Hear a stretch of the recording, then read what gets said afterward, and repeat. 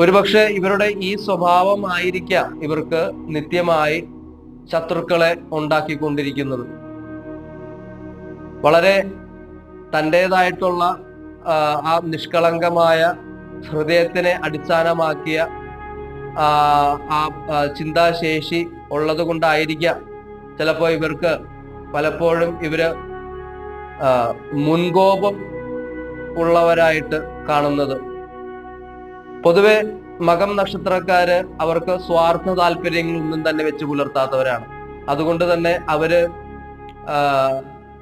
പൊതുപ്രവർത്തനങ്ങളിൽ ശോഭിക്കുന്നതായിട്ട് കാണും. ശാസ്ത്രീയപരമായും സാങ്കേതികപരമായുമുള്ള മേഖലകളിലും ഇവര് നല്ല രീതിയിൽ ശോഭിക്കുവാനായിട്ടുള്ള കാണും. ഇവര് ഔദ്യോഗിക ജീവിതത്തില് അത്ര തന്നെ അങ്ങോട്ട് വിജയിക്കുവാനായിട്ടുള്ള കാണാറില്ല പൊതുവെ. എങ്കിലും അതെല്ലാം ഞാൻ ഈ നേരത്തെ പറഞ്ഞ